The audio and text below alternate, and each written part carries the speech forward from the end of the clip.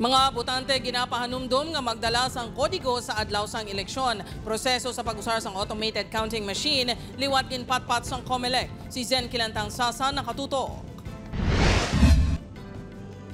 4 ka adlaw antes ang eleksyon sa Mayo 12, preparado na ang Commission on Elections diri sa Laganes. Sa voting center, may nakapaskil nga computerized voters list. Sa adlaw sang eleksyon, may mga voters assistance desk nga pwede makabulig sa mga botante. Mas mahapos ang pagboto kung ang botante ang may dala nga kodigo. Bawal ang kodigo sa school. Kami pwede gidyang kodigo para hindi sila magsala. Pag-abot sa presinto, hatagan sa electoral board sang balota ang botante. Pagkatapos, isuok ang official ballot sa automated counting machine kag iskan ini sa makina.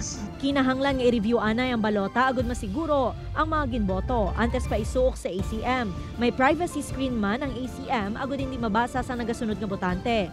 Hindi siya magalin sa tubangan sang machine kay pagwaon niya na ang iya nga balota.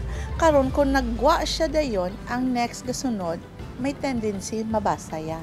Ang official ballot ang direkta nga mahulog sa ballot box samtang ang data sang balota ang makadto sa storage device. May resibo naman nga magwa pagkatapos sang pag-scan sang balota.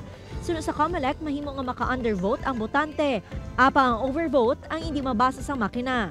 Upod kay Cirilo Randuque, Zen Kilantang Sasa, One Western Visayas.